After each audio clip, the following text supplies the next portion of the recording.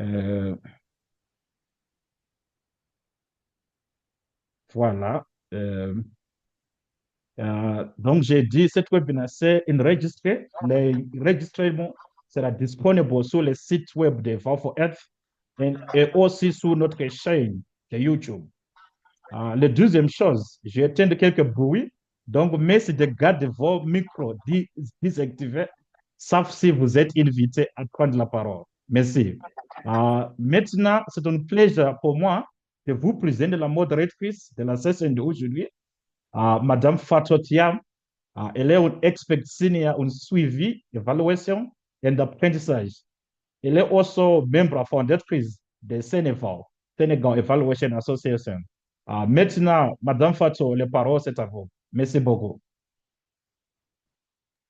Bonjour à tous, chers participants. Merci Innocent pour la présentation. Comme il l'a dit, je m'appelle Fatou Kiam, expert senior en suivi et évaluation et au Sénégal jusqu'à récemment travaillant pour l'USAID. Donc, je suis la modératrice du jour. Donc, et sans plus tarder, en fait, je vais vous présenter l'agenda que je vais partager avec vous. Donc, nous avons 1h30 à passer ensemble en groupe. Et comme vous l'avez vu, nous avons procédé à l'ouverture de ce webinaire avec notre collègue Innocent Kamissa. Je m'en vais vous parler du sujet rapidement et présenter nos deux intervenants d'aujourd'hui, Serge et Evelyne. Ils auront chacun une présentation d'environ 20 minutes, suivie par des questions-réponses et une discussion avec l'ensemble des participants. Et par la suite, nous allons vous demander aussi de nous donner quelques feedbacks sur le webinaire d'aujourd'hui et de faire une petite évaluation. Et nous clôturerons la session avec les remerciements d'usage. Merci beaucoup. Donc, juste pour donner un petit rappel, en fait, de ce que c'est, en fait, ce webinaire, euh, je pense que pour tous les webinaires organisés par Eval for Earth, il y a une demande qui est là, en fait, et le sujet d'aujourd'hui, c'est vraiment l'inclusion et la participation qui sont reconnues comme des conditions essentielles pour produire des évaluations de qualité. Donc, alors, ce webinaire d'aujourd'hui propose de faire un état des lieux, des pratiques. Attendez, juste un petit problème technique. Vous m'entendez toujours? Oui, Oui, oui, on vous entend. D'accord. Et sur Oui, l'écran, ça vous va. avez l'agenda, c'est ça? Oui, c'est bon. C'est parfait. Donc, le webinaire d'aujourd'hui propose de faire un état des lieux, des pratiques innovantes d'inclusion dans l'évaluation, de discuter de leur impact sur l'utilisation des résultats et de formuler des pistes concrètes pour les intégrer durablement dans les pratiques courantes d'évaluation. Donc, on espère que ce webinaire pourra permettre de répondre aux nombreuses interrogations, parmi lesquelles identifier les approches participatives innovantes mises en œuvre dans les évaluations de politique publique, explorer les contributions de leur utilisation dans les prises de décision basées sur les données probantes et mettre en évidence les conditions de succès et les défis liés à l'adoption de ces méthodes dans les évaluations de programme. Donc, sans plus tarder, je vais vous présenter nos deux intervenants par ordre d'apparition sur la scène, si je puis ainsi dire. Donc, je vais commencer par Serge Éric Yakejam, qui est un évaluateur accrédité bilingue et un fervent défenseur de la décolonisation et de la pratique de l'évaluation. Il possède plus de 20 ans d'expérience dans la conduite d'évaluation culturellement ancrée dans les secteurs du développement et de l'humanitaire. Il est président d'Eval Indigenous, vice-président d'IDEAS, président du comité de coordination d'Eval Partners et ancien président de l'Association africaine d'évaluation AFREA. Il possède plus de 20 années d'expérience en recherche et en évaluation auprès d'universités, d'organismes gouvernementaux et internationaux. Alors, Serge est étudiant doctorant et titulaire d'un master international en développement rural en Belgique, d'un master en méthodologie de recherche et statistique et d'un master en économie de l'environnement. Il est également titulaire d'un diplôme d'ingénieur en économie agricole et sociologie rurale et d'une licence en nutrition humaine. Il est également titulaire de plusieurs certificats internationaux. Notre deuxième intervenant est Madame Evelyne Diponju-Tchagé, qui est forte de ses plus de 20 années, 27 ans d'expérience dans la gestion de projets et programmes de développement en Afrique en général. Elle a eu l'opportunité de conduire des évaluations de projets et de programmes, tant auprès des acteurs institutionnels, des acteurs des organisations du système des Nations Unies, des ONG internationales que des organisations de la société civile. Elle est membre fondatrice de la CADEA, la Cameroon Development Association, et est évaluatrice certifiée de l'UNICEF depuis 2014. Elle est actuellement directrice pays en République démocratique du Congo pour une fondation suédoise spécialisée dans la défense et la promotion des droits des femmes, ainsi que la mise en œuvre de la résolution 1325, Femmes, paix et sécurité. Dans ce cadre, elle accompagne la mise en œuvre de projets inclusifs qui prennent en compte la dimension intersectionnelle des femmes victimes de violences basées sur le genre. Donc, comme je le disais, nous allons sans plus tarder laisser la parole à nos intervenants et puis euh, ils ont chacun une vingtaine de minutes pour faire leur présentation et à la suite de cela, nous allons répondre aux questions et ouvrir une petite discussion. Sans plus tarder, je laisse la parole à notre premier intervenant, Serge. Merci.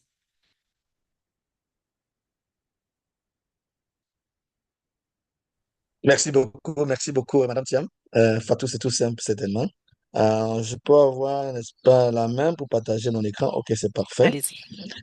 Euh, ok, c'est parfait. Et voilà.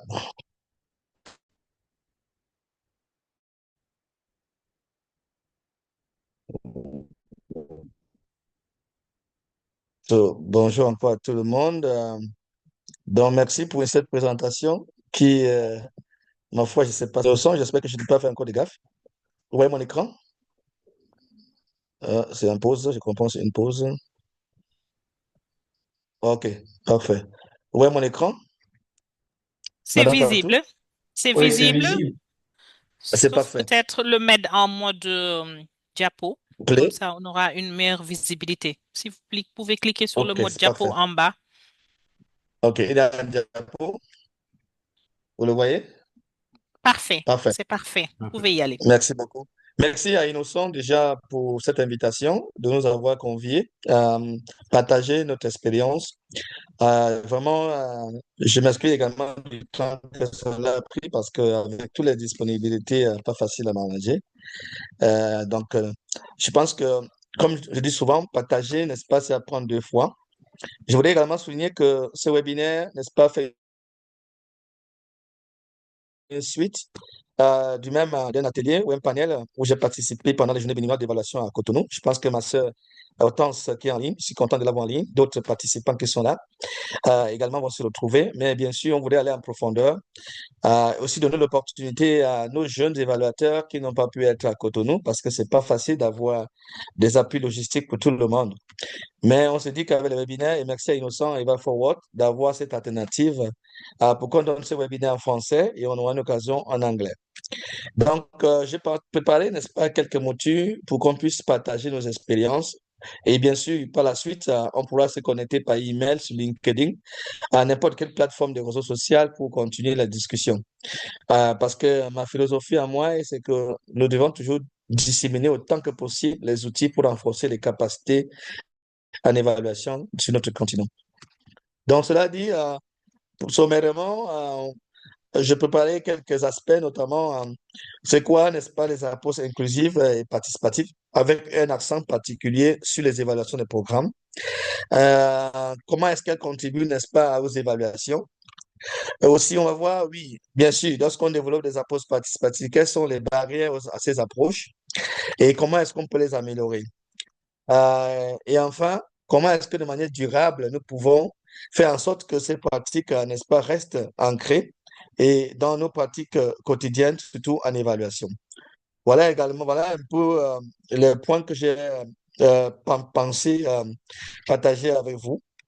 Mais je veux commencer par dire que il ne faut pas qu'on se laisse leurrer par des noms et des formules qui sortent chaque jour sur les outils. les outils, des méthodes, des approches. Lorsque vous regardez dans le fond, la forme qui change, c'est le nom peut-être de l'auteur qui vient dire, OK, A comme mapping, ou bien méthode participative ancrée sur ceci, ou bien alors tel outil. Mais quand vous commencez à mettre en pratique, vous vous rendez compte que rien ne change, c'est peut-être la forme et la source, n'est-ce pas, de la méthode qui change. Donc, c'est important. Donc, ce que nous savons déjà comme méthodologie, on ne doit pas le mettre dans les casiers, sous prétexte qu'on a une méthodologie nouvelle qu'on va apprendre. C'est très important.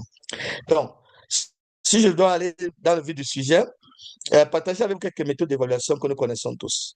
Mais on doit distinguer, comme le sujet le dit, des méthodes classiques et des méthodes innovantes. Alors, si on va sur l'aspect classique, nous connaissons donc, on a deux grands groupes d'espace des méthodes d'évaluation, qualitatives et quantitatives. Et qui dit qualitative, n'est-ce pas, les entretiens que nous faisons d'habitude, ça c'est les méthodes classiques, que ce soit individuel, que ce soit entretien de groupe, que ce soit en ligne, que ce soit, quelle que soit la forme de l'entretien. Euh, également l'étude de cas, il ne faut pas l'oublier. Le plus souvent dans les évaluations, on fait des études de cas pour étayer, n'est-ce pas, l'approche qu'on a fait. Donc, tout ceci, n'est-ce pas, reste qualitatif de manière structurelle. Et si on va sur le plan quanti, les enquêtes, plusieurs d'entre nous, on a déjà fait des enquêtes, que ce soit des enquêtes des ménages, que ce soit, n'est-ce pas, enquête par questionnaire, que ce soit, n'est-ce pas, par les approches que nous utilisons, dans l'outil qui peut être peut-être que les tablettes ou tout ce qu'on connaît, ou bien le téléphone. On a tellement d'applications qui existent aujourd'hui, Kobo, tout ça, je ne vais pas entrer là-dedans. Nous avons, n'est-ce pas, les aspects expérimentaux, tout ça fait partie du quanti. Beaucoup plus les chercheurs beaucoup plus qui font des recherches plus empiriques, ou bien alors rationalistes, ou alors aussi ceux qui font des recherches non expérimentaux. Donc, par exemple, tout ce qui est comme travaux de développement, quand nous faisons peut-être notre mémoire en matière de développement, on ne saurait, n'est-ce pas, s'y mettre sur l'approche expérimentale. Ceux qui font l'approche expérimentale, c'est ceux qui font, n'est-ce pas, la recherche pure. Ils se recollent là-dedans. Donc, voilà de manière classique un peu ces deux blocs, n'est-ce pas, de méthodes. Mais alors, en matière d'inclusion, nous savons que l'approche participative, n'est-ce pas, traite de l'inclusion. C'est ça le mot participatif. Ça veut dire qu'on a plusieurs acteurs, plusieurs groupes de personnes qui sont concernés, n'est-ce pas, par l'évaluation. Et de plus en plus, depuis bientôt une dizaine d'années, je pense que ma collègue Evelyne va venir là-dessus, va revenir dessus dans sa présentation, les approches féministes. Il y a beaucoup de pays qui sont très champions, comme le Canada. Nous avons une politique, n'est-ce pas, entrée sur la politique féministe. Et il y a beaucoup, n'est-ce pas, des programmes de l'OCDE, beaucoup de programmes du USAID qui en avaient également des approches féministes. Bien sûr, des coopérations beaucoup plus occidentales développent de plus en plus cette approche féministe, qui est aussi une approche inclusive. La narration également fait partie d'une approche inclusive. Le fait, n'est-ce pas, de compter, de donner un récit. Le récit ne doit pas être muet, mais si le récit, n'est-ce pas, emporte avec pas mal, n'est-ce pas, d'informations qui concernent des groupes de personnes, mais pas individuelles. Nous connaissons bien les méthodes axées sur les résultats. C'est une méthode inclusive et dont les débuts font déjà avant les années 2000. On a vu tous avec certains collègues, je pense qu'Evelyne Hortense, ils sont là, pour se rappeler, n'est-ce pas, la genèse de ces approches. Moi, je me rappelle au Sénégal, avec le FIDA, dans les années 2005-2008, la méthode axée sur les résultats font partie, n'est-ce pas, d'un grand bassin qui sont les plus utilisés. Et donc, il ne faudrait pas le mettre à côté. Et enfin, peut-être pour me limiter à ça, l'auto-évaluation. L'auto-évaluation fait partie également des méthodes inclusives. Pourquoi? Parce qu'on n'est pas forcément obligé de faire une évaluation externe si le besoin ne s'y prête pas ou si on n'a pas de ressources. Parfois, pour faire court, on fait ce qu'on appelle l'auto-évaluation qui permet qu'en interne, on essaie de trouver ce qu'on a besoin. Donc, ceci dit, on va embrayer directement sur les exemples de types d'évaluation pour voir qu'on se retrouve, on se positionne tous ces aspects que je viens d'expliquer tantôt. Si je prends toujours sur l'aspect classique, on a des évaluations prédictives. Donc, c'est-à-dire, ça peut être ce qu'on appelle l'évaluation ex ante, ou alors,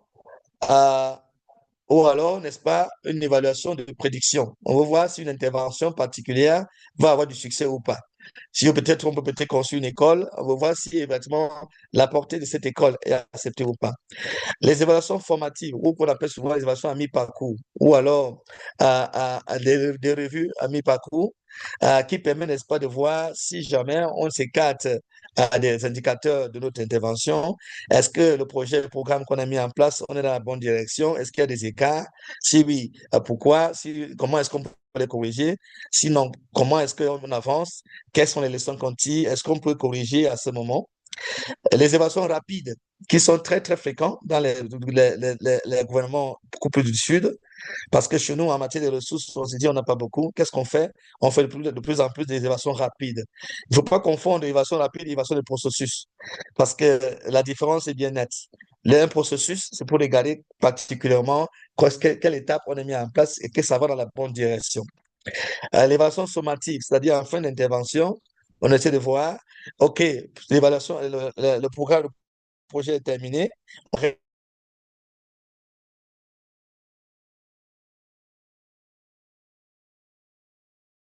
Très souvent, ça devient des biens très, très récurrents. On a beaucoup, n'est-ce pas, d'acteurs qui parlent.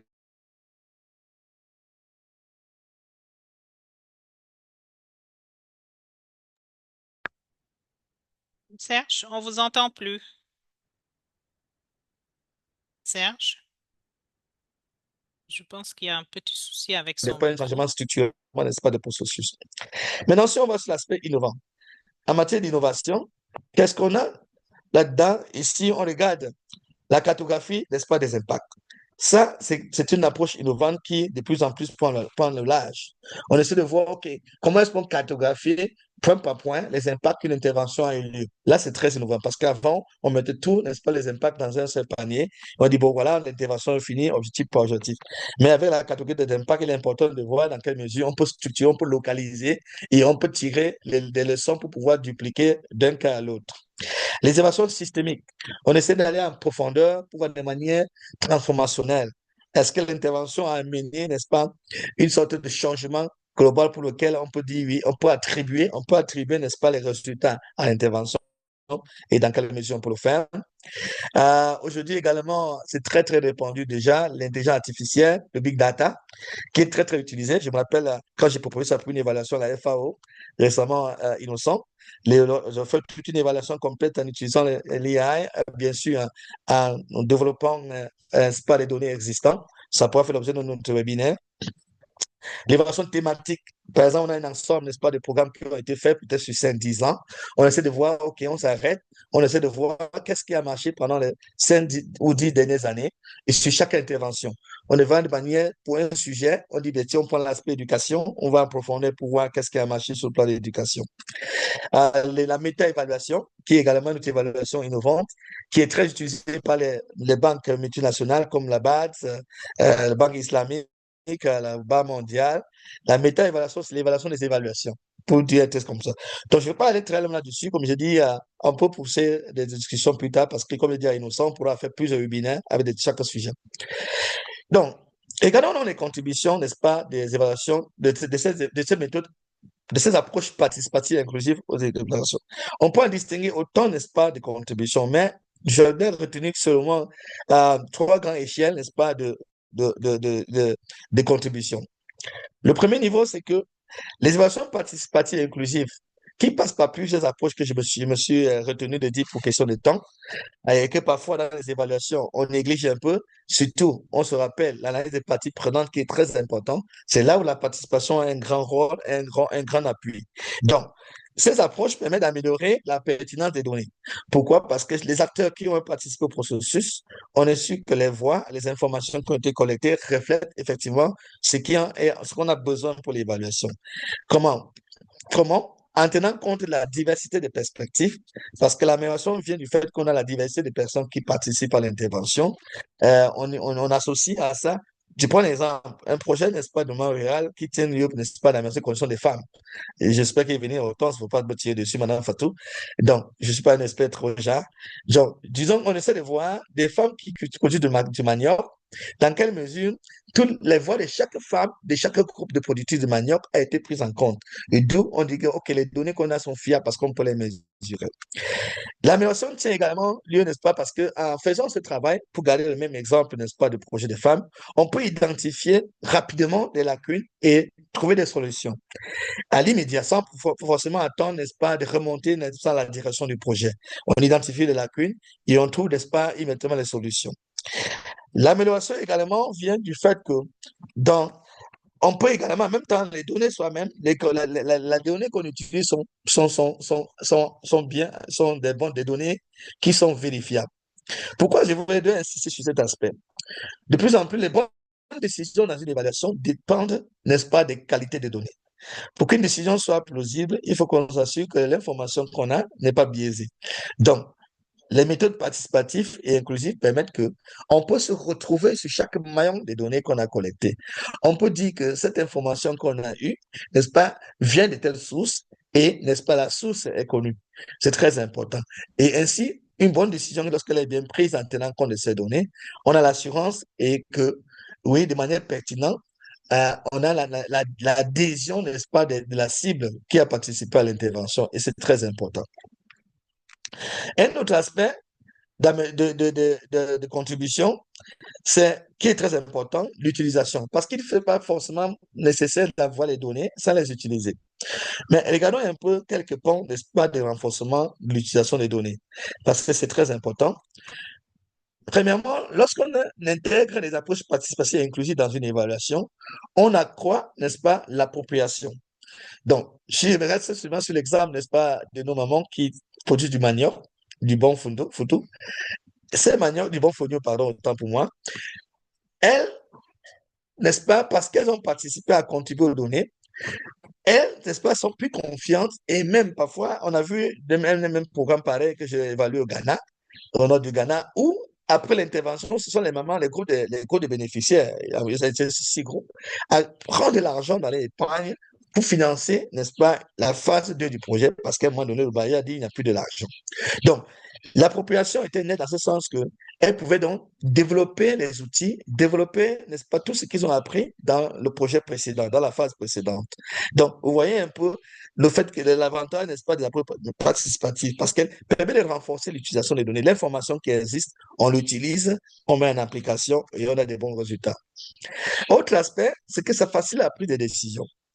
Oui, comme je l'ai dit tantôt, une fois que les données, n'est-ce pas, ont été, n'est-ce pas, bien produites, la décision devient très facile. On s'appuie sur la chaîne des indicateurs. Si je prends un exemple, on dit, ben voilà, en fonction du cas de résultat, on a une chaîne des indicateurs qui l'accompagne. Indicateur A, voilà l'information qu'on a prise et donc voici la décision qui en découle. Indicateur B, l'information qu'on a prise, voici la décision qui en découle. Donc, ces approches apportent ce genre d'appui et qui sont très, très importants. Enfin, n'est-ce pas, pour se limiter à ça, ces approches soutiennent ou légitiment, n'est-ce pas, ou bien renforcent la légitimité, n'est-ce pas, des politiques publiques. Et qui est quelque chose de très, très pertinent. Vous m'écoutez tantôt? J'espère que c'est bon et innocent. S'il y a un souci, il faut me le faire savoir. Donc, l'utilisation du fait que les méthodes, n'est-ce pas, permettent de légitimer, n'est-ce pas, les politiques publiques. Et là, dans notre contexte africain, vous savez que les politiques publiques font sujet, n'est-ce pas, de beaucoup de discussions, beaucoup de débats. Mais lorsque les informations sont assez développées, les données sont claires, il est facile, n'est-ce pas, pour... C'est bon, Madame Fatou? Oui, je pense qu'il y a un participant qui n'a pas fermé son micro. On s'en charge, hein. Serge, vous pouvez Merci beaucoup. continuer. Il vous Eh bien, reste quelques 7 minutes. Parfait. Donc, ça permet dans notre contexte particulier africain, n'est-ce pas, de renforcer la légitimité, n'est-ce pas, des gouvernants. Et les gouvernants, parce que les décisions sont prises, acceptées, ils sont vues, l'approche a intégré tout l'ensemble des acteurs dans l'intervention. Et il est facile, n'est-ce pas, de légitimer, n'est-ce pas, les politiques publiques qui sont développées dans notre contexte. Donc, regardons un autre aspect. Enfin, ça permet d'améliorer l'efficacité des décisions. Comment? Une fois l'intervention terminée, il est facile d'adapter, n'est-ce pas, le programme au contexte clé. C'est-à-dire que on connaît, n'est-ce pas, les aspects sociologiques, politiques, économiques. On connaît, n'est-ce pas, les besoins ciblés sociaux. Ça peut être, n'est-ce pas, les besoins sociaux. Ça peut être les problèmes environnementaux. Mais il est facile, donc, une fois qu'on a, n'est-ce pas, de ces données, et les décisions, n'est-ce pas, on tient compte, n'est-ce pas, de l'application. Pour éviter qu'on puisse des exemples d'ailleurs pour venir développer dans une localité précise.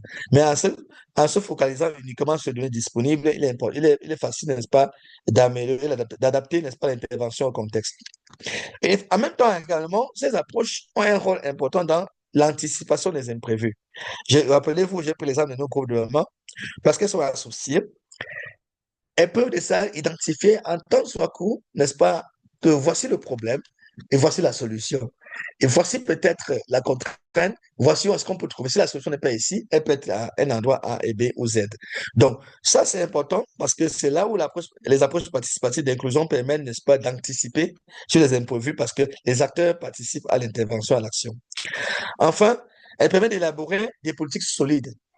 C'est-à-dire que les remontées d'informations développées dans l'intervention sont utilisées pour développer d'autres politiques publiques les plus solides et acceptées. La solidité vient du fait que les gens qui vont participer, n'est-ce pas, à la politique publique ont accepté ou ont contribué, n'est-ce pas, à son développement, à son design. Donc, je vais illustrer, n'est-ce pas, avec un exemple pour revenir là-dessus.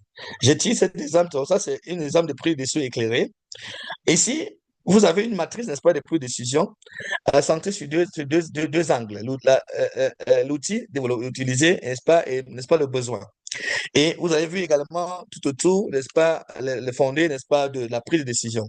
La prise de décision doit être équitable, donc on doit assurer l'équité, on doit s'assurer qu'il y a la participation de tous les acteurs. L'approche doit être axée sur le cas particulier, c'est sur la santé de production. J'ai pu citer l'exemple, n'est-ce pas, de Santé Canada, où j'ai évalué un programme également. Les données probantes utilisées et efficacité, on doit assurer que la décision également soit fiable. Donc là-dedans, on tient compte des besoins, parce que ça prend de l'argent, des financements, ça prend quand, n'est-ce pas, des décideurs, donc il faut une gouvernance que les gens s'acceptent. Il faut que le système de connaissances soit bien diffusé et que les formats soient acceptables, que la politique également et les programmes de santé publique, n'est-ce pas, soient durables et que les technologies utilisées, parce que dans le cas d'espèces, c'est données numériques. Donc, ceci tient lieu, n'est-ce pas, pendant la COVID. Regardons le tableau qui suit. C'est ici, juste pour illustrer un peu. Vous savez, pendant la COVID, les décisions devaient être prises rapidement. Donc, ça nécessitait une grande participation, une grande implication des acteurs, surtout pour le cas de la santé et le cas d'espèces. En temps soit peu, il fallait décider parfois par heure, par demi-journée, par journée et par semaine et de manière très, très rapide. Et ici, j'ai pris cet exemple qui prend en compte, n'est-ce pas, par exemple, les indicateurs des cas de COVID, les cas, n'est-ce pas, genrés, les décès, les hospitalisations, l'administration des soins. Mais ce qui est important dans cet exemple de regarder, parce qu'on va parler là-dessus, c'est voir comment les données utilisées ici sont bien précises et qui sont faciles à prise de décision pendant la COVID. Ça, c'est le message que je voulais passer par ça. Donc, on prend facilement l'information, on regarde les cas, nombre de cas, n'est-ce pas, des personnes atteintes, que ce soit les hommes ou les femmes. On regarde, n'est-ce pas, les décès. Il est facile d'anticiper parce que pendant la COVID, c'était une période incertaine. On ne peut pas savoir ce qu'on va prendre comme décision. Donc, maintenant, regardons quelques barrières. Premier niveau de barrière, c'est les ressources, comme vous avez vu.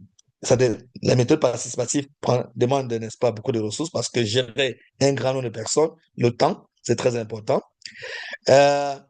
Les méthodes pacifications se confrontent aussi à un problème d'absence de volonté politique. C'est quelque chose qui n'est pas toujours très accepté, surtout dans le contexte africain, où, n'est-ce pas, pour certains projets, on va vite vers la monte. Manque de formation, bien sûr, même si on a un problème de ressources, il y a beaucoup de problèmes de formation des acteurs à l'utilisation. On parle, n'est-ce pas, des données probantes, on parle, n'est-ce pas, de l'intelligence artificielle qui est encore nouveau. Comment est-ce que cette information et comment les contrôler, comment les utiliser, c'est encore un problème de compétences. Et on tient compte également des changements de paradigmes qui existent et des résistants dans notre contexte. Toutes les questions politiques, ça vient constamment et ça ne manque pas. Et enfin, très important, c'est dû au fait que il y a très moins d'évaluations ou beaucoup de suivi d'évaluation qui sont faits dans nos projets. Et c'est ça qu'on doit mettre l'accent très important. Comment est-ce qu'on peut faire pour renforcer, n'est-ce pas, l'intégration des évaluations, n'est-ce pas, dans toutes les interventions qui sont développées. Quelques pistes de solutions. On se dit qu'il faut renforcer l'engagement politique, c'est très important. Et comment renforcer l'engagement politique? Il faut promouvoir un changement culturel et des pratiques innovantes. C'est-à-dire qu'il faut développer, n'est-ce pas, la façon de faire, la façon de comprendre les interventions pour pouvoir, n'est-ce pas, soutenir l'engagement politique. Il faut également investir dans les ressources qui sont adaptées, les ressources qui sont plus accessibles. Il faut développer des compétences professionnelles. Donc, comme on l'a vu, il y a un problème de compétences Et surtout, enfin, il faut mettre en place ou renforcer les systèmes de suivi évaluation. Parce que ces systèmes de suivi évaluation sont à même, n'est-ce pas, de développer la culture, n'est-ce pas, des approches participatives et inclusives. Donc, peut-être pour terminer mon dernier slide, qu'est-ce qui ne va pas, ça va venir. OK. Comment nous renforcer durablement ces approches participatives? Deux aspects. Sur le plan systémique, il faut donc, ça revient donc sur le même drapeau, c'est-à-dire que le plan systémique, ce sont les aspects durables, l'engagement et les pratiques culturelles, dont je l'ai remis dans ce panneau, dans ce sens, pour que ce sont les approches systémiques ou une orientation, n'est-ce pas, profonde, pour se doter, n'est-ce pas, des politiques d'évaluation. Et de manière opérationnelle, comme je l'ai mis ici, technique, il faut développer des compétences professionnelles et promouvoir une culture d'évaluation et renforcer aussi les systèmes d'évaluation nationaux où ça existe. Enfin, doter, n'est-ce pas, des ressources adéquates, où il faut, parce que parfois les ressources sont dotées de manière aléatoire. Donc, je vais m'arrêter là et donner plus de temps, comme c'est convenu et innocent, aux discussions. Je reviendrai pour des questions, pour les réponses aux questions que nous aurons. Voilà, merci beaucoup. Merci beaucoup, Serge. C'était vraiment très intéressant. Donc, on a vu que vous êtes passé, en fait, de la présentation des approches aux différentes barrières et aux pistes de solutions pour pouvoir institutionnaliser. Je pense que nos participants doivent avoir retenu beaucoup de choses intéressantes, ont certainement beaucoup de questions pour vous, pour approfondir. Mais avant de passer aux discussions, nous allons donner la parole à Evelyne qui va nous faire une présentation de 20 minutes et puis on pourra ouvrir les débats et discuter sur vos deux présentations. Merci Serge. Evelyne, à vous. Merci beaucoup, Fatou. Euh, je partage mon écran.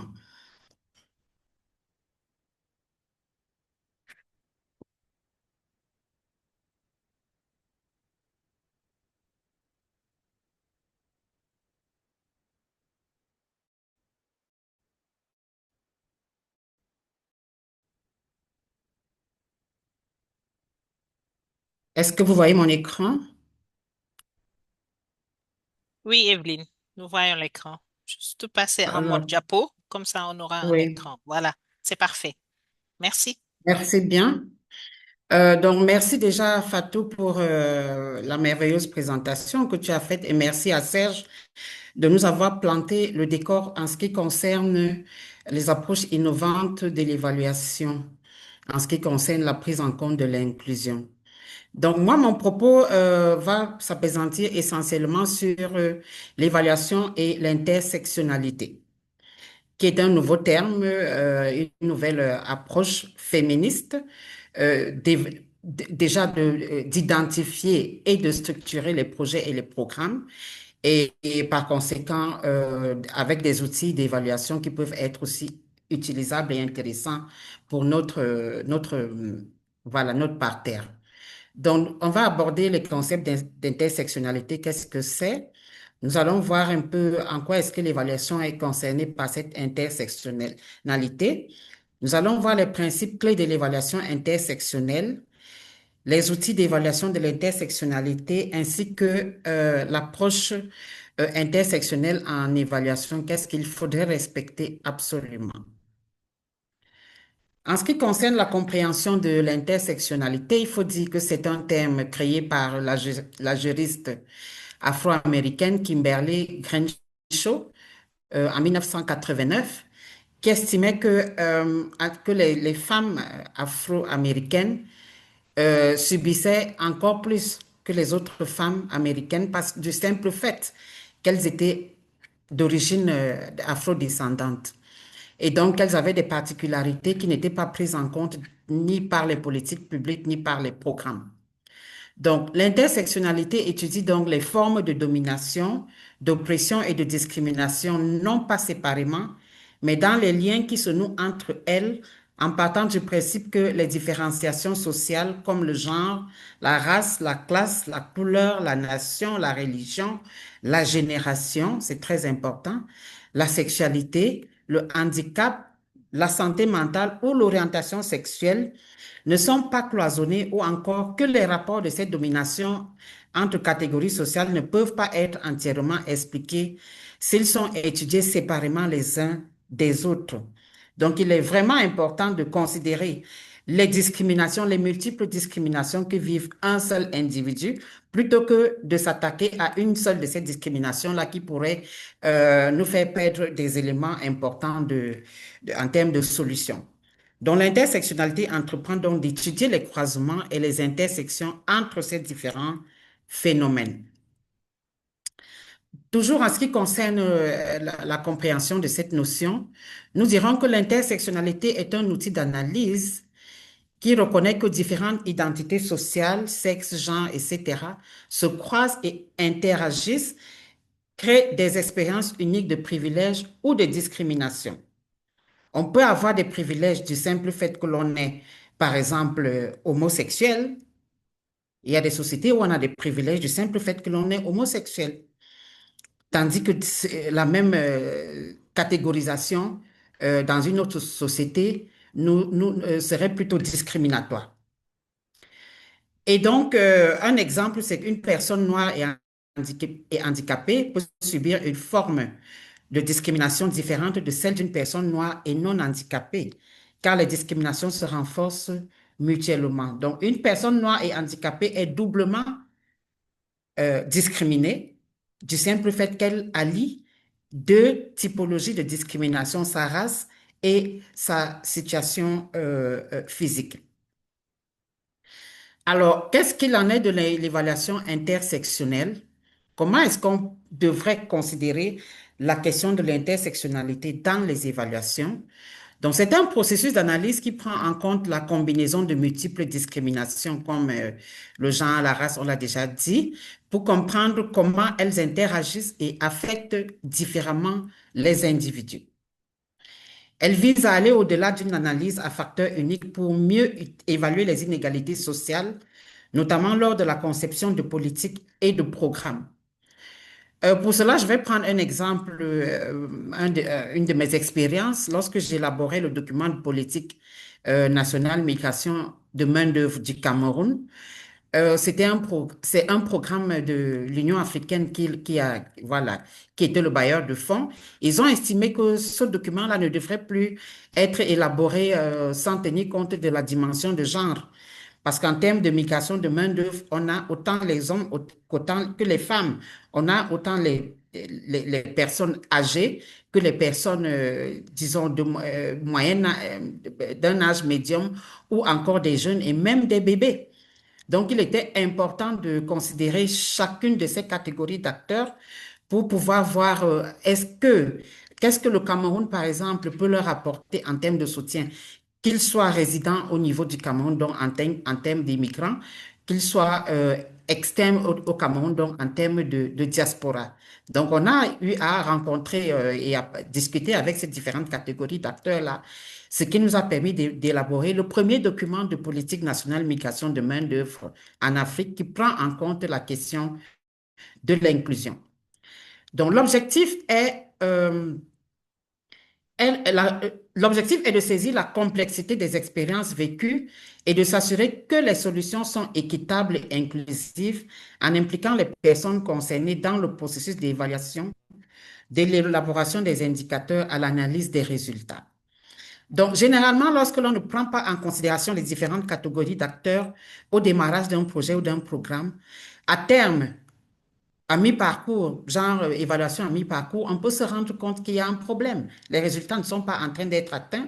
Les indicateurs ont peut-être été mal formulés et devraient donc mieux être formulés en tenant compte donc de cette nouvelle donne et en espérant produire des résultats qui pourront être plus, comment on dit ça, plus représentatifs de la population ou des détenteurs de droits dont le projet ou le programme est en train de vouloir améliorer les conditions de vie.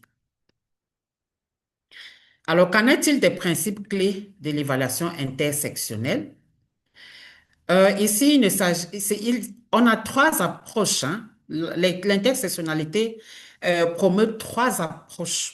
Donc, on a l'approche systémique d'abord, ensuite, on a l'implication des communautés, puis on a l'analyse.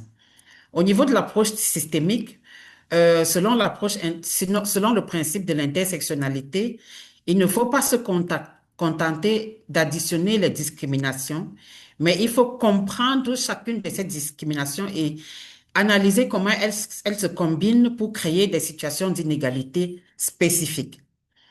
Donc, il faut prendre pas seulement les discriminations telles qu'elles sont vécues par les différentes catégories, mais il faut les prendre non seulement individuellement, mais aussi collectivement pour voir dans tel groupe, par exemple, si on prend un exemple d'évaluation que j'ai eu à conduire dans le Katanga, dans le Congo, en RDC, où on s'est rendu compte que pour un projet de promotion de la participation politique des femmes, non, des populations en général, on s'est rendu compte qu'il y avait une grosse catégorie marginalisée que sont les albinos. Et parmi les albinos, on avait une grosse catégorie de marginalisés encore plus que sont les femmes et les jeunes filles qui n'arrivaient pas à être acceptées dans les partis politiques, qui n'arrivaient donc pas à exprimer leur voix, etc., etc. Et pourtant, qu'il y avait des apports considérables en ce qui concerne la mobilisation non seulement des albinos, mais des communautés dont elles sont originaires, pardon. Donc, le deuxième principe, c'est l'implication des communautés. Serge a tellement bien développé cet aspect que cela ne sert plus à rien que je revienne là-dessus. Mais maintenant, au niveau des analyses, il faudrait faire des analyses à plusieurs niveaux. Selon l'intersectionnalité, il faudrait donc examiner l'impact des structures de pouvoir au niveau micro, c'est-à-dire au niveau de la vie des individus, mais aussi au niveau macro, en ce qui concerne les systèmes sociaux ainsi que les politiques. Pour nous qui travaillons dans des zones extrêmement difficiles, je vis à Bukavu, je travaille dans la zone occupée par le M23. Lorsque nous travaillons aussi, nous tenons aussi compte des intérêts de ceux qui sont venus d'ailleurs, parce que voilà, c'est un élément qui a généré cette guerre. Ceux qui sont venus d'ailleurs, par exemple les Rwandais, qui se sont installés ici depuis et qui n'ont jamais été acceptés par les populations donc on essaye de comprendre les fondamentaux de ce conflit pour pouvoir apporter des solutions idoines. Sinon, on perdrait quelque chose, on perdrait des informations capitales. Alors, toujours en ce qui concerne l'approche intersectionnelle, les objectifs, c'est qu'il faut révéler les limites d'une approche qui se focalise sur une seule catégorie. Par exemple, ne pas considérer que toutes les femmes font face aux mêmes problèmes. Il faut identifier les besoins spécifiques des populations marginalisées pour mettre en place des politiques plus justes et efficaces. Et il faut éviter l'exclusion des groupes les plus vulnérables qui risquent d'être oubliés dans une analyse trop simplifiée. Donc, c'est vraiment de rentrer dans au niveau des différents détenteurs de droits que vous trouvez sur votre espace d'évaluation et vous assurer que euh, si on prend seulement les femmes, toutes les femmes ne sont pas pauvres.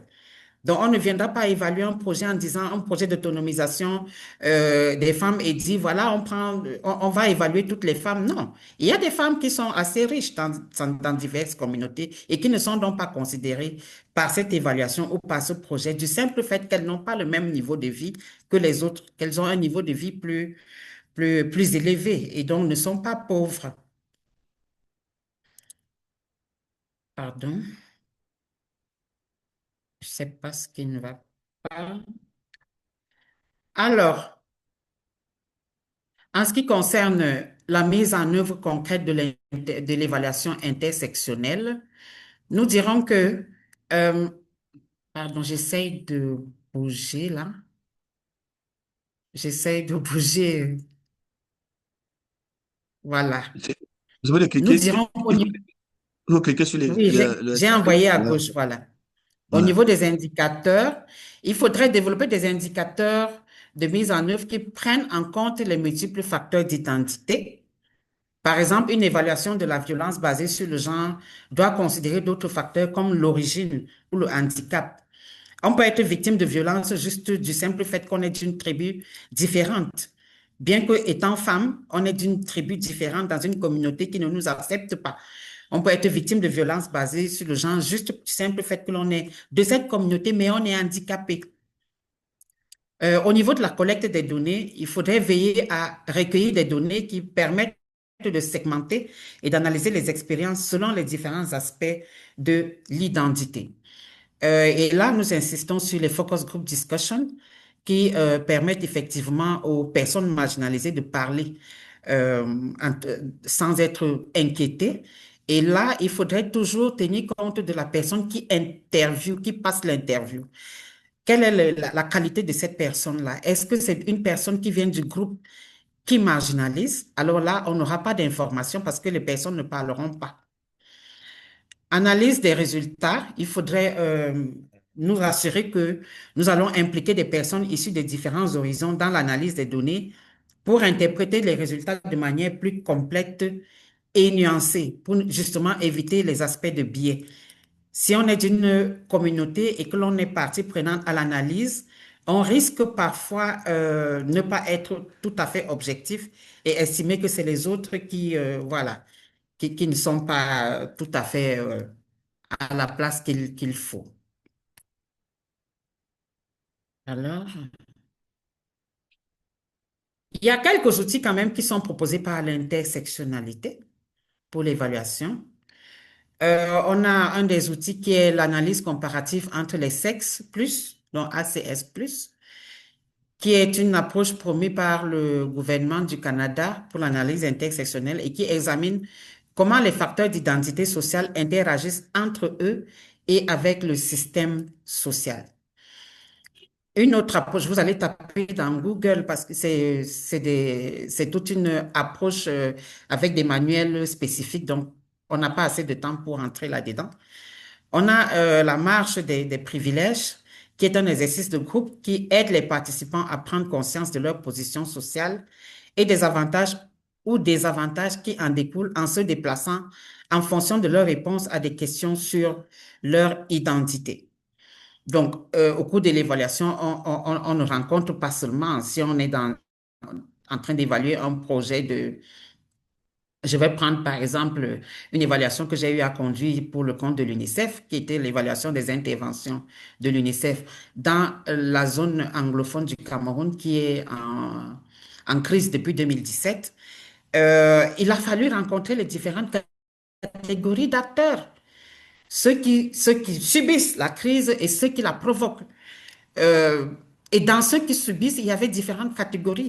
Et les résultats de notre évaluation ont permis de comprendre qu'il y a une catégorie à laquelle personne ne pense, alors que c'est elle la plus discriminée, celle qui souffre le plus, ce sont les jeunes garçons, les adolescents.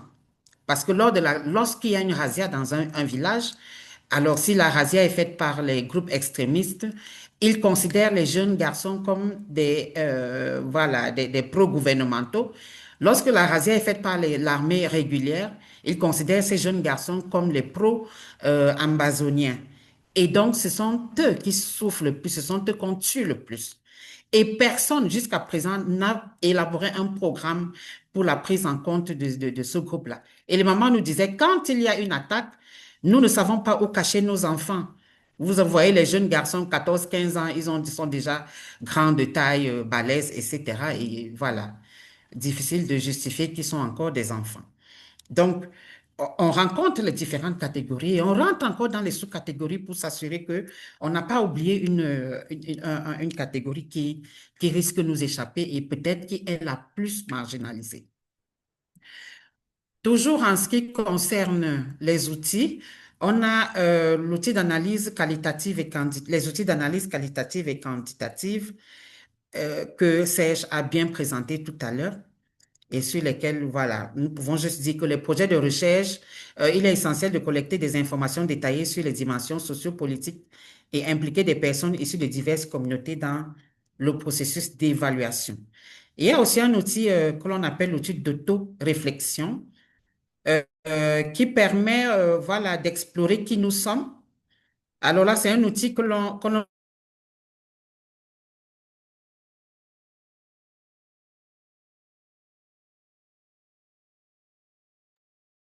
Evelyne, on vous entend plus.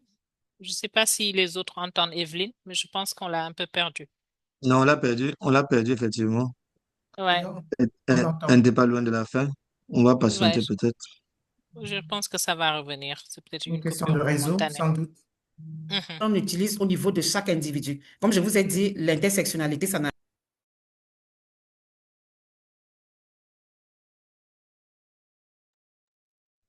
Bon, je pense qu'elle est partie, mais elle va pas tarder pour se reconnecter. Et comme mis dans le chat, n'hésitez pas à mettre vos questions dans le chat box ou à vous préparer pour lever la main lorsque nous aurons terminé les présentations. Voilà. Désolée, Evelyne, j'avais un souci de oui, à vous. communication, d'Internet. Allez-y, continuez.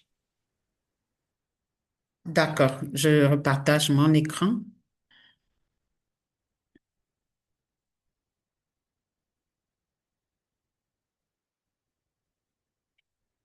Donc, j'étais au niveau des outils d'auto-réflexion qui s'utilisent au niveau individuel et qui permettent donc d'explorer l'individu que nous sommes en train d'interviewer et qui permettent donc de lui permettre de parler, voilà, de parler de lui-même, de réfléchir sur ses propres préjugés, parce que en termes de discrimination, nous sommes parfois des auteurs inconscients des discriminations.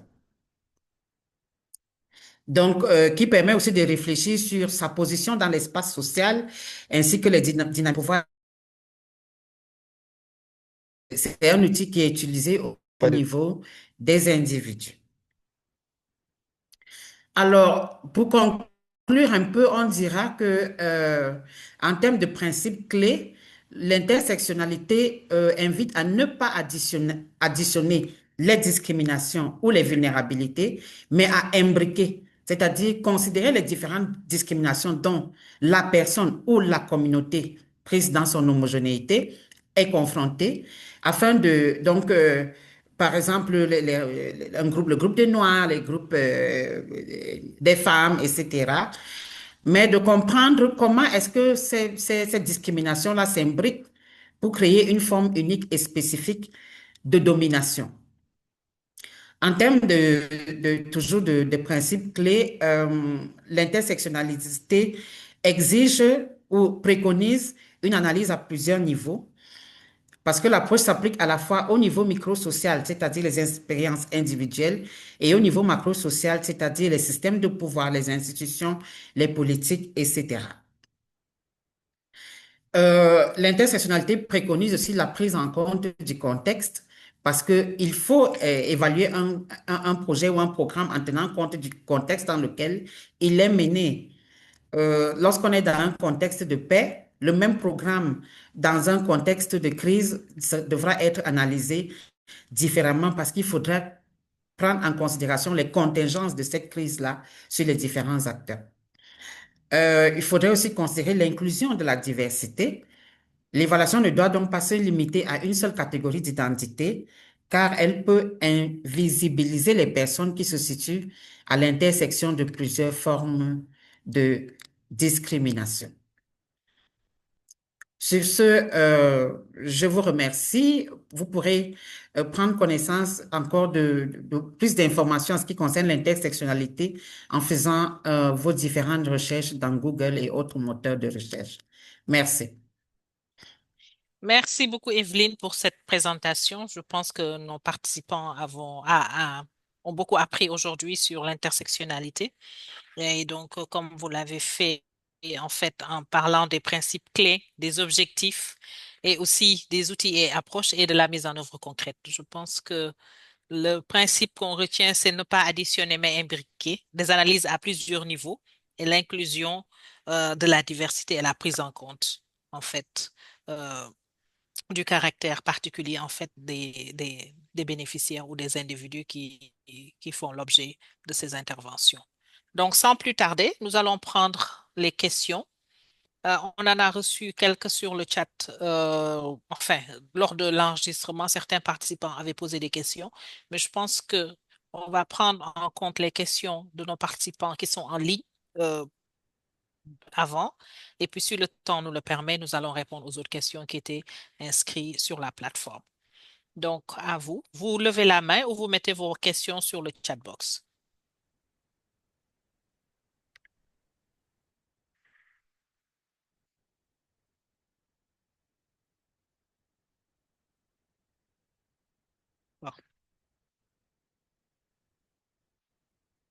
il y a des questions, Madame Fatou, sur le chat box.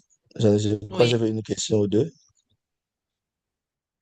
alors, attendez, on va les prendre.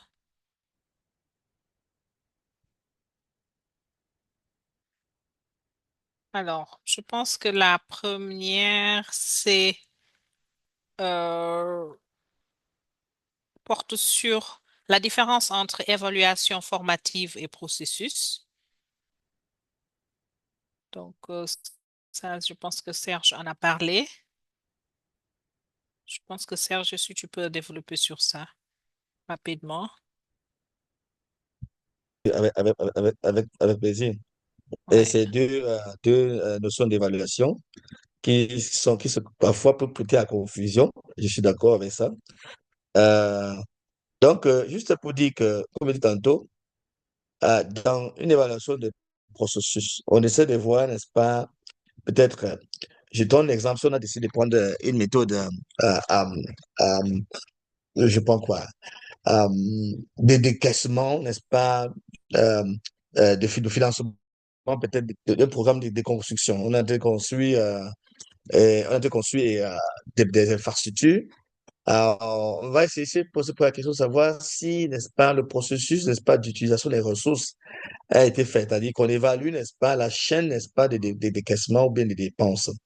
Euh, et on a un tableau, on a des fichiers qui permettent, n'est-ce pas, de faire ce travail, euh, qui permettent, n'est-ce pas, d'identifier s'il y a un goulot, tout est bien fait, est-ce qu'il y a des aspects qui manquent. Et donc, peut-être, on regarde l'objectif, le focus ici, c'est de voir l'activité qui est développée.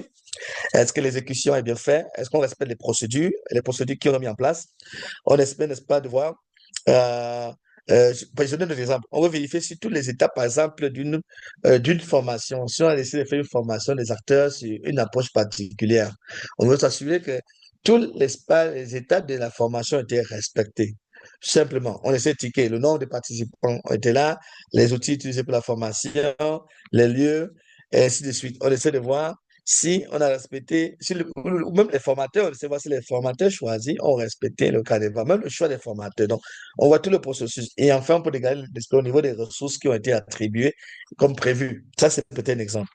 Alors que l'évaluation formative prend ensemble l'ensemble de cas de résultats. C'est-à-dire, on a une intervention complète. On ne prend pas un élément, n'est-ce pas, du projet. Non, on prend l'ensemble, on essaie de voir si l'ensemble du cas des résultats de l'évaluation, on essaie d'interroger, n'est-ce pas, l'évolution, les progrès accomplis point par point. Si peut-être le cas des résultats a peut-être 5 objectifs à atteindre, on essaie pour chaque objectif. Et bien sûr, on sait que sur chaque objectif, il peut y avoir plusieurs indicateurs.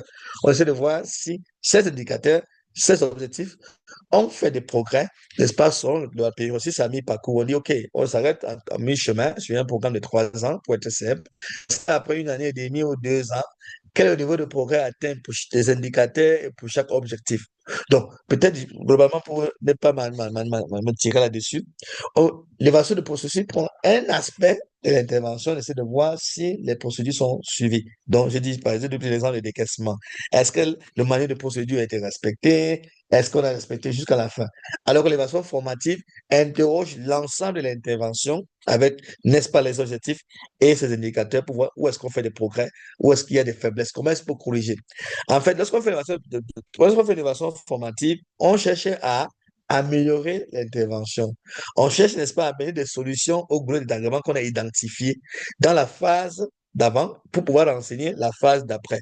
On veut, n'est-ce pas, améliorer, n'est-ce pas, l'atteinte. Donc, le visé, c'est sur le final, l'objectif final ou bien l'impact final de l'intervention. On veut éviter qu'à la fin, on se retrouve avec des faiblesses qu'on aurait pu corriger à mi-parcours pour pouvoir atteindre des objectifs. On renforce la performance de l'intervention. Voilà, je ne veux pas m'étaler trop loin dessus. Donc, juste pour distinguer que l'innovation d'un processus, on prend un élément de maillon, on essaie de voir si tout marche bien, on a respecté les engagements, et si jamais il y a une politique, n'est-ce pas, de mise en place.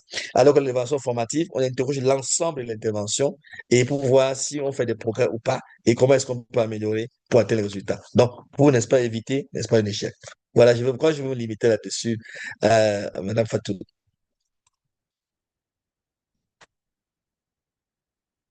Merci beaucoup, Serge. D'autres questions de la part de nos participants? En regardant les questions posées au préalable par ceux qui s'étaient inscrits sur la plateforme, je vois que, bon, pour la plupart de ces questions, il y a déjà eu une prise en charge avec les présentations parce que les participants avaient anticipé sur certaines questions. Je peux y aller rapidement, hein, en attendant qu'on ait d'autres questions. C'est par exemple, euh, quelles sont les méthodes contemporaines pour faire participer les bénéficiaires de projets aux évaluations? Quelles sont les approches d'évaluation innovantes, inclusives du genre? Comprendre les démarches d'inclusion en évaluation. How can youth and people with disabilities be more actively engaged in evaluation process? Donc, ce genre de questions, en fait, je pense que nos différents orateurs les ont abordées pendant leur présentation. Euh, je suis intéressée à comprendre la faisabilité de la méthode d'inclusion et de participation à l'évaluation dans le cadre du projet programme pour une appropriation et impact communautaire.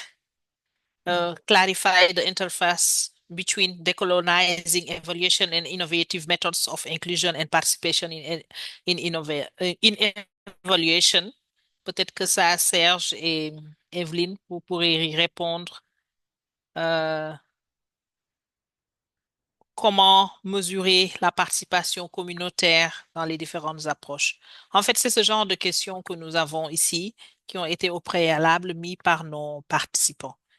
Donc, je pense que s'il n'y a pas de main levée Oui, en ce moment, on peut il y a une main essayer. levée. D'accord, je Il y a une main n'ai levée. pas. Madame Donc, Hortense a levé la main. allez-y. Allez-y, Hortense.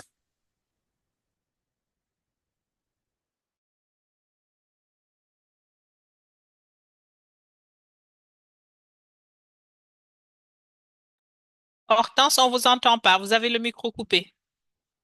Veuillez Ah, ouvrir votre micro. oh, je Merci. m'excuse, je m'excuse. Oui, j'allais déjà dire un grand bravo aux deux panélistes. Vraiment, ils nous ont édifiés, Serge et Evelyne. Mais ma question va pour Evelyne. Disons, c'est une observation, hein. Euh, Evelyne parle de l'analyse intersectionnelle, de l'intersectionnalité. Et elle regroupe, enfin, à mon sens, sauf si j'ai mal compris, elle a regroupé le niveau méso, elle parle du niveau micro et du niveau macro. Et ma question est de savoir où est-ce qu'elle met le méso. Et j'ai l'impression, sauf si je me trompe, qu'elle a intégré le méso dans le macro parce que j'ai vu qu'entre parenthèses, elle a mis institution au niveau du macro. Or, s'il faut vraiment analyser de bout en bout, utiliser cette approche intersectionnelle, il faudrait faire la différence avec les trois niveaux, comment je dis, l'approche MMM, comme on l'appelle. C'est-à-dire parce que le macro, à mon sens, c'est plutôt les règles, c'est comment je veux dire ça, les politiques publiques, par exemple. Maintenant, le niveau méso, pardon, seraient les institutions qui les appliquent pour les acteurs qui sont au niveau micro. Donc, si on ne découpe pas ça en trois, j'ai l'impression qu'on va perdre quelque chose. En fait, c'est juste ça. Merci et bravo encore. D'accord, merci. Merci Hortense pour la question qui est vraiment très, très bien, voilà, elle est la bienvenue. Parce qu'effectivement, lorsqu'on parle, on intègre les institutions dans le niveau macro, c'est juste de manière globalisante. Mais l'évaluation se base toujours sur les différents niveaux auxquels le programme ou le projet travaille. Si le projet travaille aussi au niveau macro, genre au niveau du cadre légal, parfait. Il va falloir aller collecter des informations sur ceux qui élaborent ces lois ou bien sur ceux ou la société civile qui fait du plaidoyer pour que ces lois-là s'améliorent. Si le programme, ça dépend toujours du casting du programme. L'évaluation se base pas sur ce qu'on a envie de faire, mais sur ce que nous devons évaluer. Avec quels acteurs est-ce que le projet ou le programme travaille? Lorsque l'on travaille, par exemple, avec dans une zone comme la nôtre ici, là, dans une zone occupée, comme on dit, ici, vous ne pouvez pas, nos évaluateurs ne pourront pas rencontrer les acteurs étatiques, par exemple, mais devront questionner les acteurs qui sont là pour savoir qu'est-ce qui s'est passé, pourquoi est-ce que voilà, cette crise-là est en train de prendre une telle ampleur. Bien que les acteurs étatiques ne soient pas là, il y a d'autres personnes qui, par exemple, qui ont eu à contribuer ou qui, je sais pas moi, on peut même aller un peu plus loin, comme Serge le disait tout à l'heure, utiliser les nouvelles méthodes voilà, l'intelligence artificielle, une collecte des données en ligne pour renforcer ce que nous avons déjà comme information. Si, par exemple, on a des acteurs qui ne sont pas disponibles ou qui ne sont pas concernés par le projet. Mais vous avez raison, il faut le niveau méso, c'est les institutions et le niveau macro, c'est le cadre légal qui régit, qui régit ces institutions-là et que ces institutions-là appliquent. Euh, Il n'y a pas il y a pas de problème à faire ce distinguo-là. Et d'ailleurs, sur le terrain, on a eu à remarquer que c'était très important parce qu'au niveau institutionnel aussi, ils adaptent parfois les lois. Ils utilisent parfois des lois selon voilà, leurs propres intérêts. Parfois, les lois ne sont pas toutes mises en œuvre comme elles devraient l'être. Et ça aussi, les valeurs légales, validées par l'Assemblée nationale et la mise en œuvre par les institutions qui sont concernées par son respect. Merci. Merci beaucoup, Evelyne. Il y a une autre question pour vous. C'est de Maïmouna Ndiaye qui demande quelles sont les principales méthodes et précautions mises en œuvre pour approcher les groupes discriminés. C'est dans le chat. Merci, Maïmouna. Évidemment, on a non seulement les méthodes participatives que Serge nous a présentées tout à l'heure, mais aussi on a, tout à l'heure, je vous ai parlé d'une des méthodes là, je reviens sur ma présentation, sur les outils. Voilà, la marche des privilèges. Un outil comme la marche des privilèges nous permet de ne pas rater. Parce que si on fait seulement notre MARP, c'est-à-dire la méthode voilà, où on va faire notre transect, où on va faire notre évaluation à choix voilà, aléatoire, etc., on risque justement rater les acteurs qui, qui vivent la discrimination, les acteurs qui souffrent le plus. Raison pour laquelle on a proposé cette méthode-là qui permet de les circonscrire, de les identifier dès le départ. On ne va pas les découvrir sur le terrain, on va les rechercher.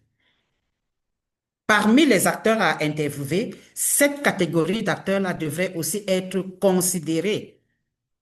Pour ceux qui travaillent au niveau des populations indigènes comme Serge, évidemment, tu en sais quelque chose. Si tu vas dans la forêt et tu veux travailler avec les communautés, personne ne t'indiquera où se trouve le campement pygmée. Pourtant, il faut chercher, il faut rechercher, il faut prévoir donc l'accès à ces campements pygmées-là pour pouvoir avoir leurs avals. Moi, j'ai eu à travailler avec les populations Bororo dans le nord-ouest. C'est des populations que si vous ne les ciblez pas, vous ne les aurez pas et vous n'aurez pas l'information parce que non seulement ce sont des populations qui sont fermées, mais même leur accès et la langue qu'ils utilisent vous est étrangère. Et donc, il va falloir développer des stratégies particulières pour accéder à ces populations-là et développer des approches spécifiques pour avoir, par exemple, accès aux femmes Bororo. C'est très compliqué. On ne débarque pas dans une communauté Bororo et on a accès aux femmes. Donc, il faut adopter ce genre de méthode-là. C'est vraiment généralement les méthodes participatives, mais initialement bien préparées en identifiant les différentes catégories discriminées, les différentes catégories qui devraient bénéficier du projet, peut-être auquel le projet n'a pas pensé initialement. D'où l'intérêt des évaluations à mi-parcours qui permettent donc de corriger avant la fin du projet ou du programme et intégrer les populations marginalisées qui auraient dû initialement être prises en considération. Je ne sais pas si j'ai répondu à ta question. Merci. Voilà. Signe de satisfaction de la part de Maïmouna. Est-ce qu'il y a d'autres questions?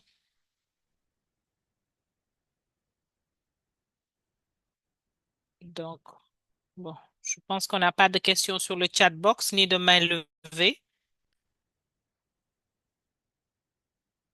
Il n'y a que des félicitations. Oui, c'est ce que j'ai vu. Je pense que c'était des présentations de grande qualité et les gens ont beaucoup apprécié, en fait, Ouais. vos prestations et qui ont été Il y très a, claires. il y a main levée. Il y a une main levée. Adekin. Allez-y, Adekin, s'il vous plaît. Oui, bonsoir tout le monde. Oui, Bonsoir. en fait, et moi, c'est une remarque que j'ai faite en matière d'évaluation en général. Et souvent, sur des projets où, bon, lorsqu'on veut faire une évaluation, parfois on considère, selon des quoi là, comme c'est une sanction. Et parfois, pour donner des réponses de quoi là, ça pose problème. Les gens cherchent toujours à améliorer. Et c'est vrai. Donc, c'est comment et les acteurs prennent l'évaluation. Bon, à mon avis, quoi. Comment ils prennent l'évaluation? Souvent, ce que j'ai constaté sur certains projets, on prend l'évaluation comme une sanction. Et les gens ne veulent pas donner de bonnes réponses, de vraies réponses pour qu'on puisse prendre des vraies décisions. Bon, c'est un constat que j'ai fait sur des projets. Merci, c'est bon, c'est quoi là, mon intervention. Ben oui, je peux commenter, Madame Vato. C'était un bon Ouais, si vous... commentaire. Bien sûr, Euh, allez-y. Bien. Donc, effectivement, c'est d'où, n'est-ce pas, là où les approches participatives et inclusives viennent déceler ce genre de goulot d'étranglement. Parce que, vois-tu, Adequin, lorsqu'on implique dans il y a une phase d'évaluation que j'insiste toujours et je recommande toujours d'insister, l'analyse des parties prenantes, si vous commencez une évaluation, faites en sorte que ce jeu de travail soit fait. Parce que dans l'analyse des parties prenantes, vous regardez qui fait quoi dans l'évaluation, où et quand et avec quoi, quel est le niveau d'influence, quel est le niveau des décisions, qui prend les décisions, qui, n'est-ce pas, suit la décision, qui est celui, n'est-ce pas, qui est placé comme acteur principal, qui sont les bénéficiaires clés, pourquoi est-ce qu'on fait l'évaluation, qui va utiliser cette évaluation, à quoi ça va servir. Lorsqu'on fait le tour de cela, vous pouvez déjà résoudre au moins à 50% les problèmes de l'évaluation. Et ensuite, et s'il y a des problèmes parfois de certaines évaluations, on le fait pour garder le tiroir. Lorsqu'on fait ce travail, ça éteint, ça élimine déjà beaucoup, n'est-ce pas, des insuffisances ou alors même des aspects, je peux dire biaisés qui étaient pensés pour l'évaluation, si jamais c'était pensé. Et donc, les méthodes, les approches participatives voulaient que tous les acteurs concernés par l'évaluation soient impliqués quel que soit. Donc, parfois, il y a des grilles qu'on va partager avec vous, il y a des grilles qu'on utilise, acteur A, acteur B, acteur C, localisation de l'acteur A, l'acteur B, l'acteur C ou l'acteur D, le rôle, le niveau d'échelle de chaque acteur et quelle est la contribution dans l'espace. C'est pour ça également la question sur le processus d'élévation formative. Si on me dit qu'on veut faire une évaluation de processus, décaissement des financements pour la construction des écoles, on va voir est-ce que le manuel de procédure, n'est-ce pas, décaissement est fait. Parce que quand l'audit va venir, l'audit, n'est-ce pas, plus s'intéresse plus sur l'aspect de l'évaluation rapide, évaluation de processus. Parce que les évaluations formatives qui sont plus costauds, bien l'évaluation sommative, ou bien l'évaluation entièrement dite, elle est plus très, c'est un ensemble, interroge tout un gros maillon. Et parfois, c'est complexe. Alors que, tu vois, les aspects des processus sont simplifiés, sont uniques. On prend un point, on le fait, on regarde qui l'a fait, pourquoi c'est fait, comment c'est fait, qu'est-ce qui a manqué et comment on corrige. Et on avance. Donc, je pense que c'était un bon commentaire que vous avez fait et qui revient de temps en temps. Et nous aussi, on a vu des évaluations qu'on a fait parce qu'il fallait un rapport d'évaluation. Mais en faisant ce travail, même si on voulait faire l'évaluation pour garder, au moins, il y a des retombées qui sont faites pendant le processus et que les gens retiennent. Voilà un peu un commentaire. Je voulais amener cette précision-là pour un peu étayer ce bon commentaire. Donc, pendant Fatou, on vous remet le micro si jamais il n'y a pas de questions. D'accord, merci. Et Evelyne, je pense que vous voulez rajouter je- quelque chose sur ce point. oui, oui, je voulais rajouter quelque chose en ce qui concerne l'inclusion, les évaluations des projets inclusifs. Je voulais dire que ça devient plutôt une joie d'accueillir une évaluation lorsque, dès le montage du projet ou du programme, on a fait une analyse. La meilleure analyse genre que j'ai faite de ma vie était une analyse genre dès le montage du projet, c'est-à-dire que même l'idée de projet n'était pas formulée. On avait juste envie, c'était le cas dans le cas de l'autonomisation des réfugiés centrafricains installés dans l'est du Cameroun.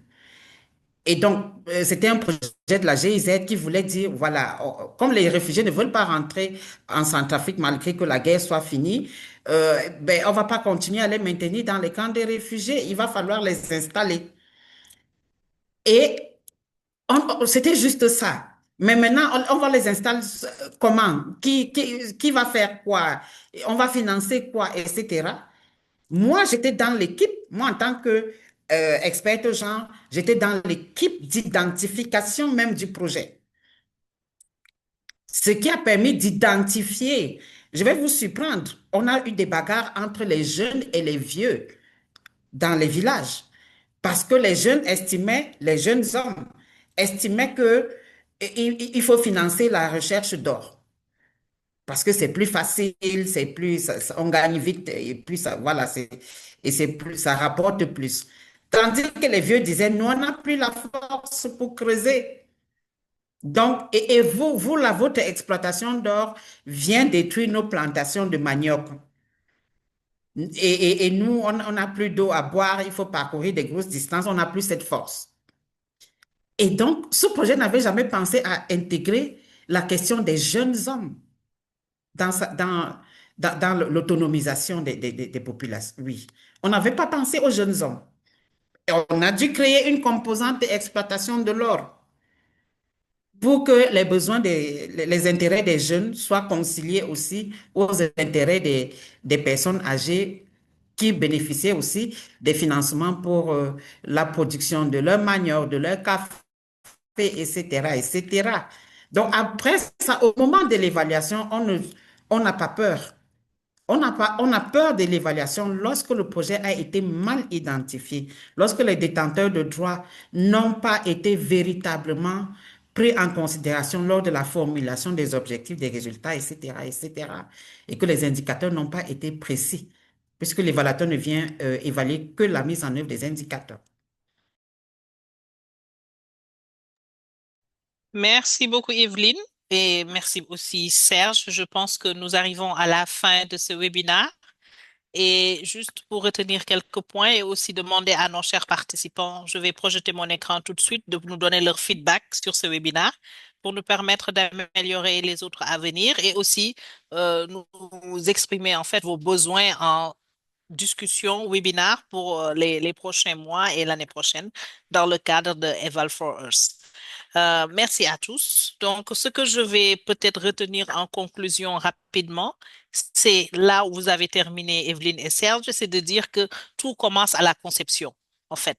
Lorsqu'on parle de méthodes innovantes, lorsqu'on parle d'approche participative, pour avoir des évaluations de qualité qui seront utilisées, parce qu'une évaluation n'est de qualité que lorsqu'elle est utilisée, lorsque les résultats de l'évaluation est utilisé.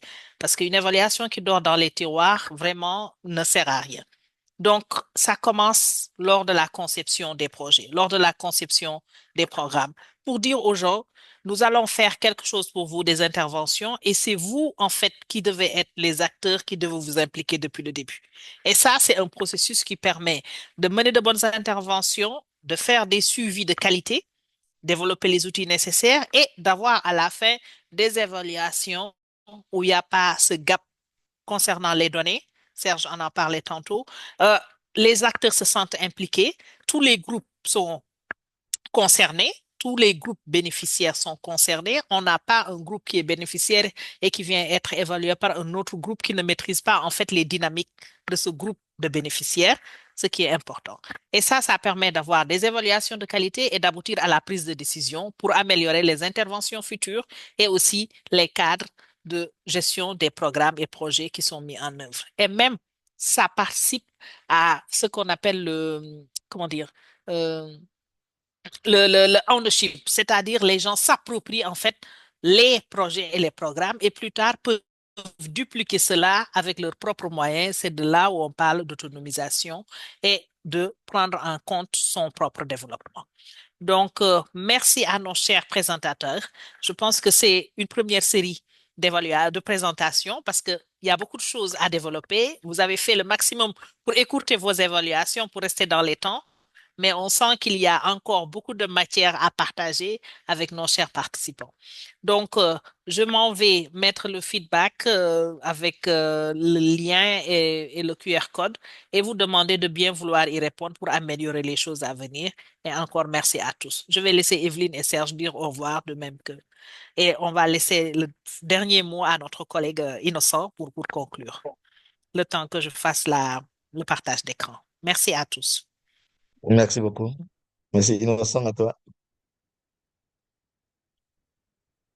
Le seul bilingue Merci du beaucoup. Zimbabwe. Merci vraiment. Merci beaucoup, Madame Fatso. Vous avez dit beaucoup de choses en commun. Peut-être que maintenant, je vous dis un grand merci à Serge et Evelyne pour leur présentation, ainsi que Madame Fatso pour la modération excellente. Merci également à tous et à tous pour votre participation active. Si vous n'êtes pas encore un membre de la communauté de la pratique et for Earth, nous vous invitons. N'hésitez pas aussi à nous suivre sur LinkedIn et ex-Twitter pour rester informé de nos prochains événements. Et, la prochaine semaine, nous organiserons également une formation gratuite. Et je vais envoyer le link sur chat maintenant.